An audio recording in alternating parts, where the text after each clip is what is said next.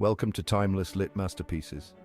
This is the channel where we bring classic literature to life. Get ready to travel the world with Phileas Fogg in Jules Verne's Around the World in 80 Days.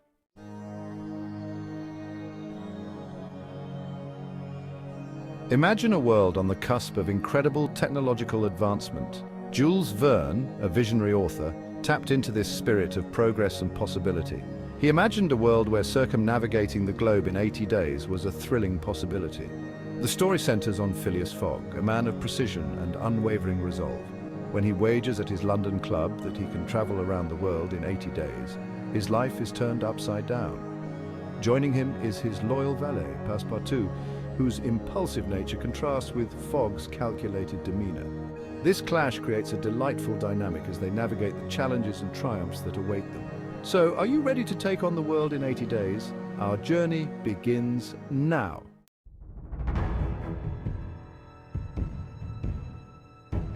Our story begins in London at the prestigious Reform Club. Phileas Fogg, a man of impeccable manners, makes a wager that he can circumnavigate the globe in 80 days. A bet of £20,000 is proposed, and Fogg accepts the challenge.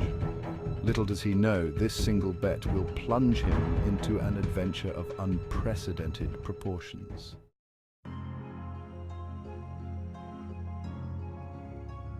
The Reform Club, with its air of exclusivity, serves as a stark contrast to the whirlwind adventure that awaits Fogg. As Fogg prepares for his departure, the club buzzes with anticipation.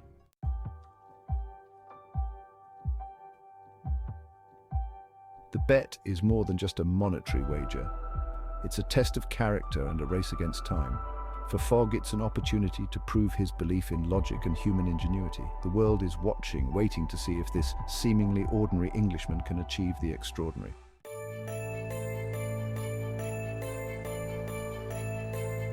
Within hours of making the wager, Fogg is ready to depart.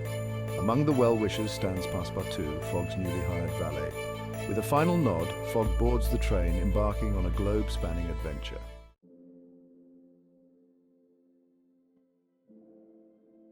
The English countryside whizzes by as Fogg remains engrossed in his calculations. Passepartout, meanwhile, can't contain his excitement, chattering away about their itinerary. As London fades into the distance, Fogg steps into the unknown, embarking on a transformative journey.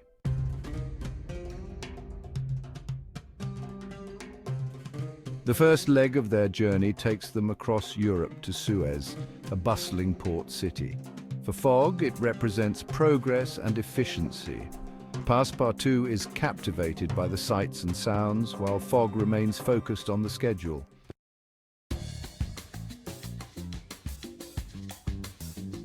In Bombay, the gateway to British India, Fogg and Passepartout experience a vibrant tapestry of cultures.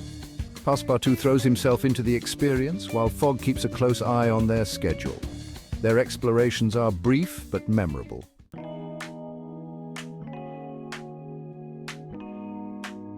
Passepartout ventures off on his own in Bombay, wandering into a Hindu temple. Forgetting to remove his shoes, he offends the priests, causing a commotion. Fogg arrives, apologizes, and manages to appease the offended priests.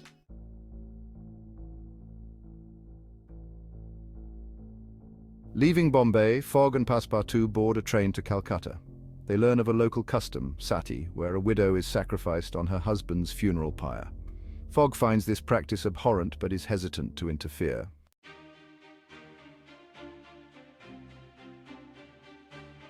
The news of the impending sati weighs heavily on Fogg's mind. Passepartout pleads with Fogg to intervene, and Fogg devises a daring plan. They disrupt the ceremony and whisk Aouda away from the pyre. Fogg's sense of humanity prevails, and they save Aouda from a horrific fate.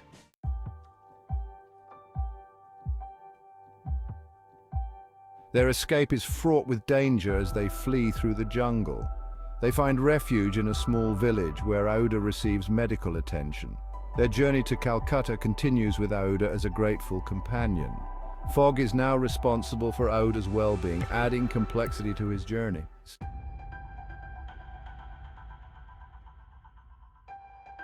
As Fogg and his companions continue their journey, Detective Fix emerges.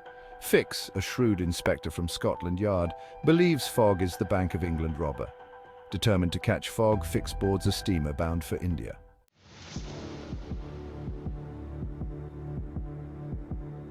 Unbeknownst to Fogg, Fix shadows him, believing him to be a criminal mastermind. Fix befriends Passepartout, using his chatty nature to gather information. As they journey across India, Fix's suspicions begin to waver. Leaving the vibrant chaos of India behind, Fogg, Passepartout and Aouda set sail for Hong Kong.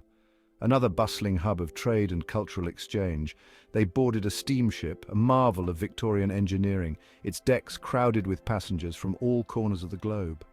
The journey across the Bay of Bengal and the South China Sea provided a much-needed respite.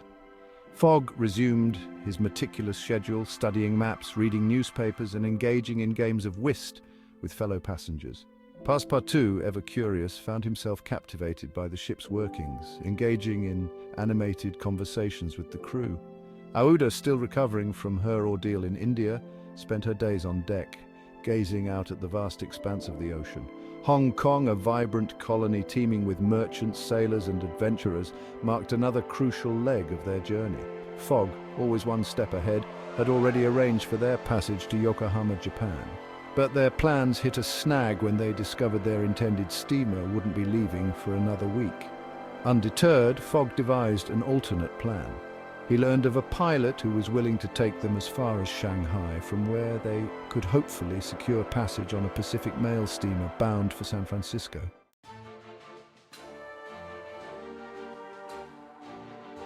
Section 2, across the Pacific by rail. Hong Kong, a vibrant colony teeming with merchants, sailors and adventurers, marked another crucial leg of their journey.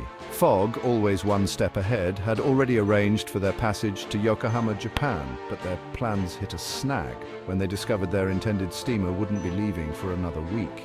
Undeterred by this setback, Fogg, with his characteristic resourcefulness, devised an alternate plan. He learned of a pilot who was willing to take them as far as Shanghai, from where they could hopefully secure passage on a Pacific mail steamer bound for San Francisco. While in Hong Kong, Fogg discovered that Aouda's distant cousin lived there and, due to unfortunate circumstances, was leaving for Europe. Concerned for Aouda's well-being, Fogg convinced her to continue her journey to Europe with her relative. Aouda, though reluctant to leave Fogg and Passepartout, agreed, her heart torn between her newfound companions and the promise of safety and familiarity.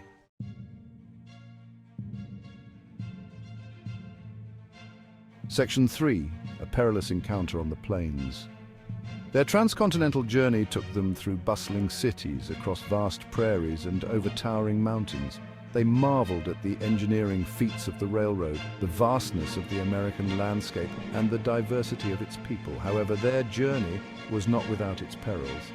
As they ventured deeper into the American West, they found themselves in the midst of a conflict between settlers and Native American tribes, caught in a clash of cultures and a struggle for land and resources. One fateful day, their train was forced to a halt, the tracks ahead blocked by a herd of bison. As passengers and crew waited impatiently for the herd to pass, a band of Sioux warriors, their faces painted for war, surrounded the train.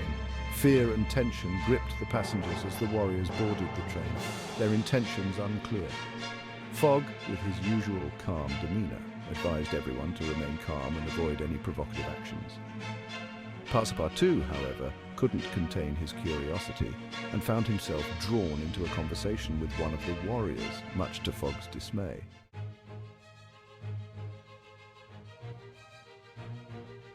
Section 1.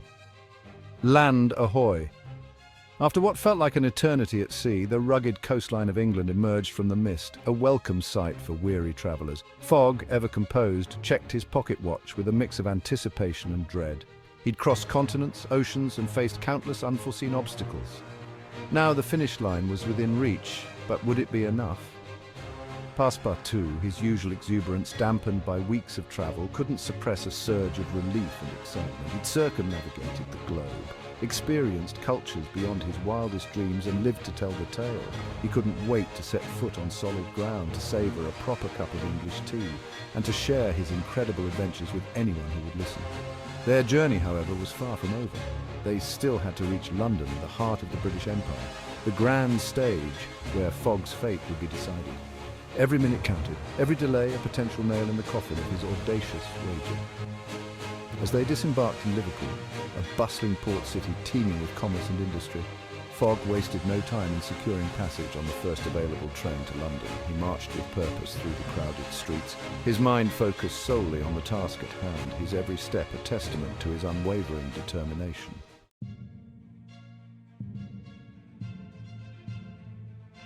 The train journey to London was a blur of anticipation and anxiety. Fogg, usually so stoic and self-assured, found himself pacing the confines of their compartment, his mind racing through calculations, his nerves on edge.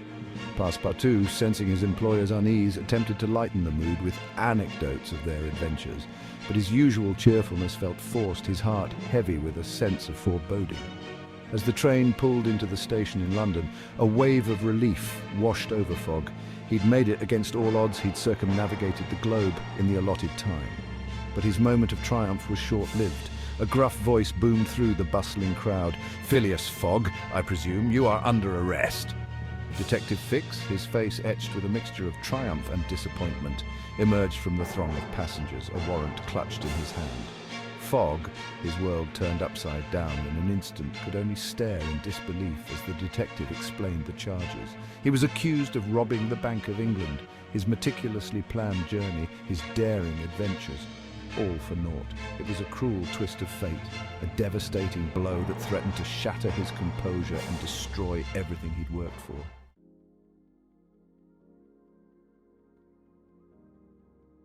Despair threatened to engulf Phileas Fogg as he found himself unceremoniously detained, his dreams of vindication seemingly dashed.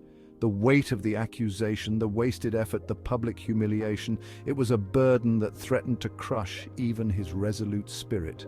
Passepartout, a whirlwind of confusion and indignation, railed against the injustice, proclaiming his employer's innocence to anyone who would listen. Yet his pleas fell on deaf ears. The evidence, meticulously gathered by the relentless Fix, seemed insurmountable. As Fogg sat in the cold, stark confines of the police station, the hands on the wall clock ticked relentlessly forward. With each passing minute, his hopes dwindled. He had failed, not only in proving his innocence, but also in fulfilling the terms of the wager, or so he thought. Suddenly, a thought, improbable yet exhilarating, pierced through his despair. He recalled something a fellow traveller had mentioned during their transatlantic voyage, something about crossing the international date line. It was a detail he had dismissed at the time as inconsequential, but now it held the key to his salvation.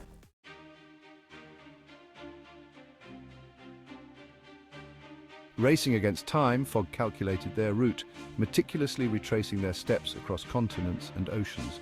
The realization dawned upon him with the force of a revelation. By traveling eastward, they had gained a day, a precious 24 hours that had gone unnoticed in their relentless pursuit of the deadline. Without a moment to lose, he hailed a carriage, his heart pounding with renewed hope.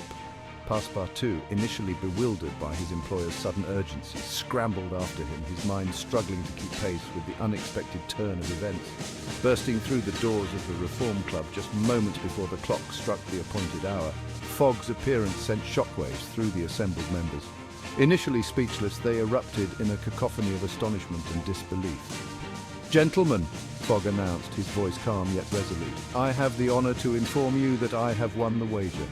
He produced his meticulously kept travel log, each entry a testament to his incredible journey, each stamp and visa a silent confirmation of his triumph.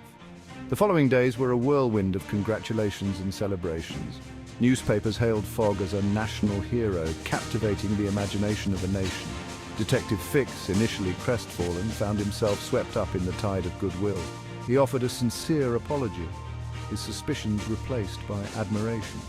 For Fogg, the true reward lay beyond accolades and financial gain. His journey, driven by a wager, transformed him profoundly.